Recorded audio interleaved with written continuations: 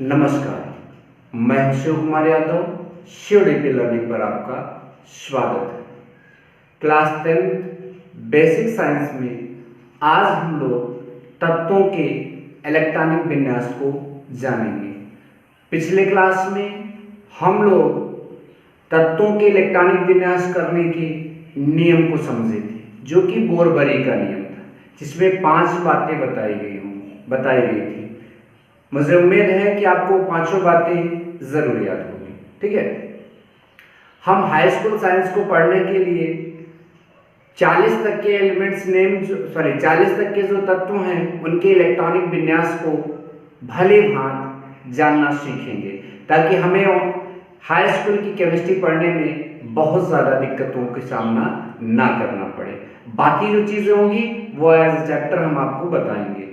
तो आज हम केवल आपको 40 तक के तत्वों के इलेक्ट्रॉनिक विन्यास के बारे में बताएंगे। ठीक है, यहाँ तत्व का नाम लिख दिया गया है, यहाँ उनका परमाणु क्रमांक लिख दिया गया है और यहाँ तत्व का संकेत लिख दिया गया है।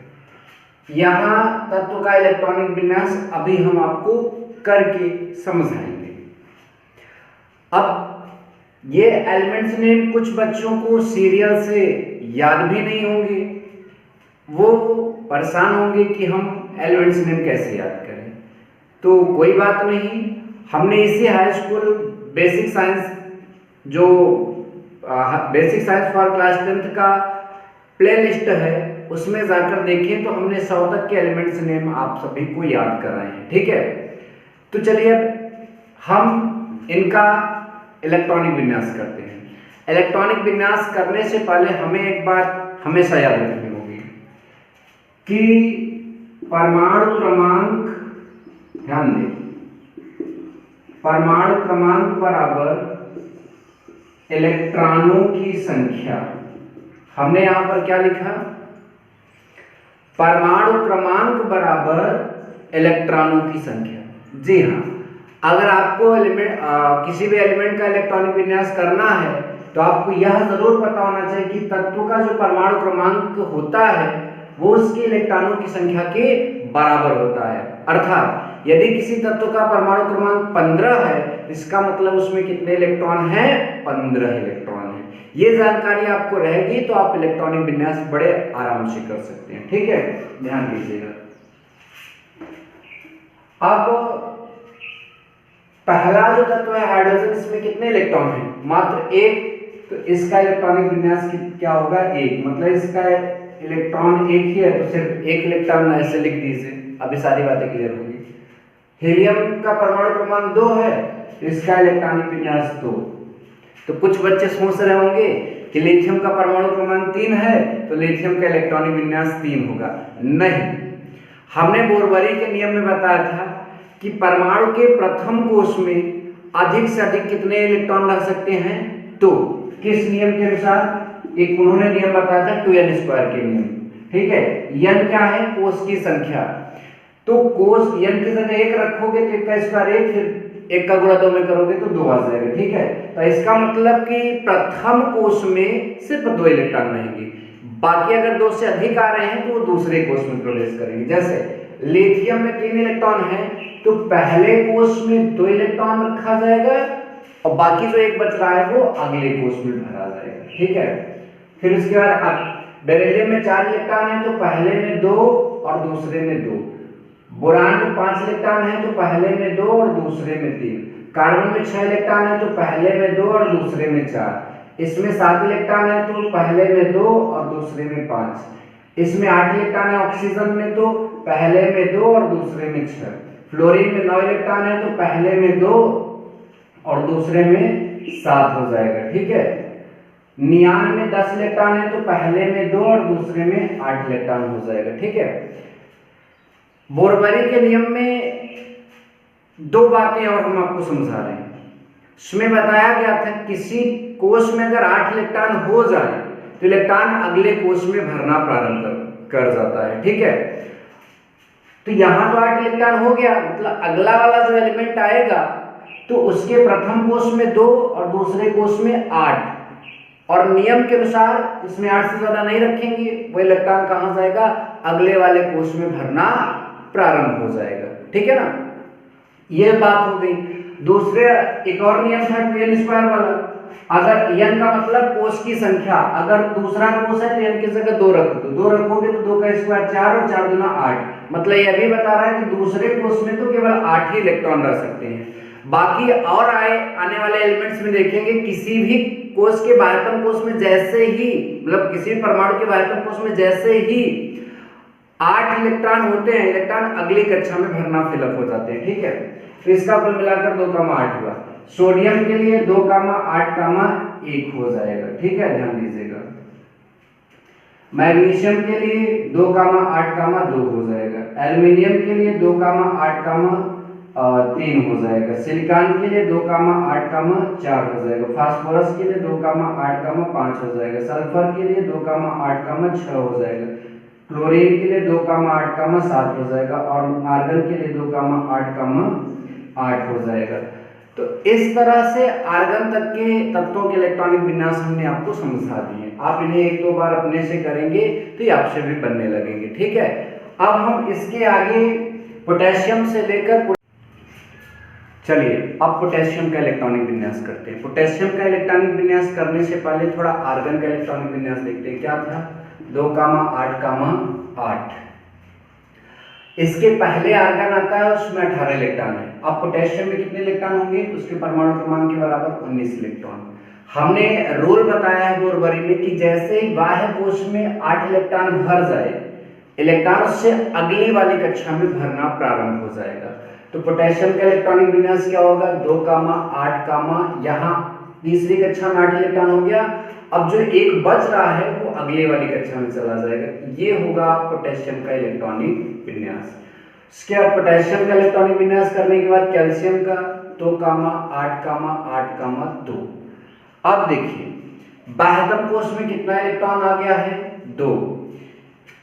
बोरबरी का जो मैंने पिछले वीडियो लेक्चर में नियम बताया था, उसमें बताया गया था कि लास्ट कोश में, मतलब सबसे अंतिम कोश में 2 इलेक्ट्रॉन से ज्यादा तब तक नहीं होगा जब तक कि उसके पीछे वाले कोश जो हैं वो 2n स्क्वायर के नियम से पूर्ण ना हो।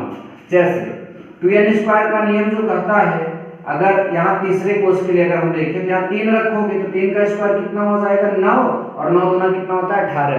मतलब इस तीसरे कोश में कितने इलेक्ट्रॉन रह सकते हैं, अधिक से अधिक 18 इलेक्ट्रॉन रह सकते हैं। लेकिन अभी आपने भरा इसमें कितना है, मात्र 8 इलेक्ट्रॉन भरा है। तो बोरबरी का जो नियम कहता है बाह्यतम कोश में 2 इलेक्ट्रॉन से अधिक तब तक न रहेंगे जब तक कि उसके पहले वाले कोश इस नियम से पूर्ण ना हो। इसके पहले वाले कोश इस नियम से पूर्ण नहीं है तो इसमें 2 से अधिक इलेक्ट्रॉन नहीं रखा जाएगा। तो जो इलेक्ट्रॉन अब आएंगे वो कहाँ रखा जाएगा, वो इसी में रखा जाएगा 18 इलेक्ट्रॉन पूर्ण करने तक। चले फिर अब इसके बाद आएगा स्कैंडियम। तो यहाँ का इलेक्ट्रॉनिक विन्यास होगा 2,8, अब भाई बाहर तो रखा नहीं जाएगा, इसी में पड़ेगा 9 और बाहर वाले में हमेशा 2 ही रहेगा। ठीक है, टाइटेनियम का 2,8, 10, 2। वैनेडियम का जो इलेक्ट्रॉनिक विन्यास है 2,8, 2। इसका 2,8, ये क्रोमियम है। ठीक है, क्रोमियम एक्चुअल में इलेक्ट्रॉनिक विन्यास का अपवाद है। मैं यहाँ स्टार लगा दे रहा हूँ। ठीक है, स्टार लगाने का मतलब ये इलेक्ट्रॉनिक विन्यास का अपवाद है। ये अपवाद है इसलिए यहाँ पर जितना इलेक्ट्रॉन हम जिस हिसाब से फिल कर रहे हैं उससे थोड़ा डिफर कर जाएगा, थोड़ा अलग हो जाएगा। ठीक है, तो अलग क्या होगा, बाह्य कोश में यहाँ 1 इलेक्ट्रॉन होगा और जो 1 इलेक्ट्रॉन यहाँ से हटा वो इसमें चला आएगा अंदर में। ठीक है, तो कुल मिलाकर जो क्रोमियम का इलेक्ट्रॉनिक विन्यास होगा वो 2,8, 13, 1 होगा। ठीक है ना, ध्यान दीजिएगा।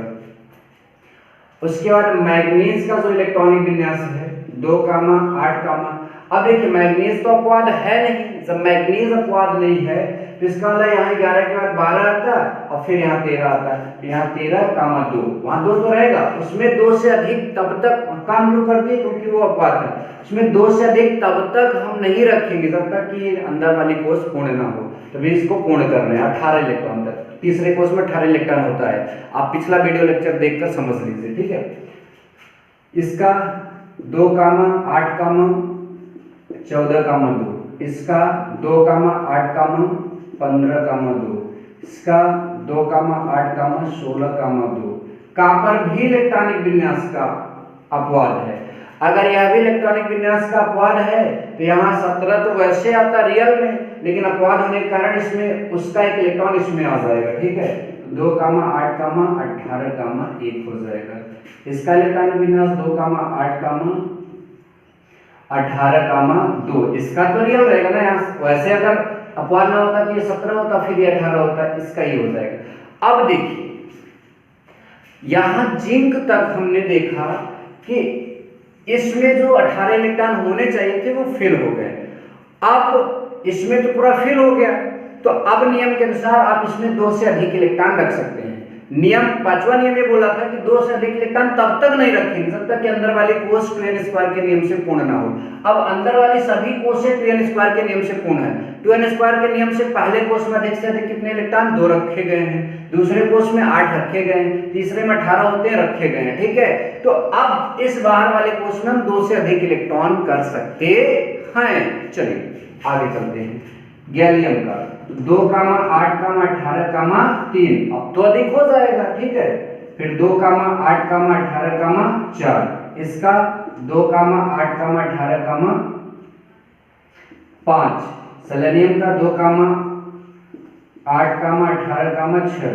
ब्रोमीन का 2,8, 18, 7। 2,8, 18, 8। तो क्रिप्टॉन तक का इलेक्ट्रॉनिक विन्यास हम लोगों ने कर लिया। देखिए इलेक्ट्रॉनिक विन्यास से जो किया गया है इसमें किसी भी एक तत्व का इलेक्ट्रॉनिक विन्यास लेकर मैं एक बात आपको समझाना चाहूंगा। ठीक है, जैसे हमने ले लिया आयरन का, तो इसका मतलब यह है जो आयरन का इलेक्ट्रॉनिक विन्यास लिखा है 2,8, 14,2, इसका मतलब यह है कि आयरन जो परमाणु होगा जिसमें 26 इलेक्ट्रॉन होते हैं, उसमें 26 इलेक्ट्रॉन आयरन परमाणु किस प्रकार भरे हुए हैं तो वो ध्यान दें। पहले कोष में मात्र 2 इलेक्ट्रॉन है आयरन परमाणु के, दूसरे कोष में 8 इलेक्ट्रॉन है, तीसरे कोष में 14 इलेक्ट्रॉन है, और आपका चौथे कोष में जो है वह 2 इलेक्ट्रॉन है। तो यह मतलब होता है तत्व के इलेक्ट्रॉनिक विन्यास का। ठीक है, अगर ये आप 36 तक के इलेक्ट्रॉन, मैंने 40 तक कहा था, अब 4 आप अपने से भी कर लेंगे, क्योंकि अब देखिए आगे वाले का इलेक्ट्रॉनिक विन्यास अगर करना है, मैं ऐसे जनरली बता दे रहा हूं, अगर मान लीजिए 37 रुबिडियम का इलेक्ट्रॉनिक विन्यास करना है तो 2,8, 18, 8 यहां तक तो आएंगे ही।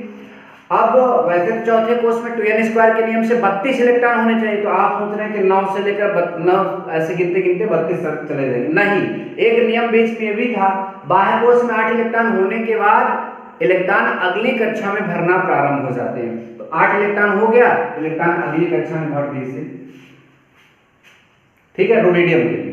फिर रुबिडियम के बाद आपका स्ट्रांसियम आएगा, तो उसका 2,8, 18, 8, 2।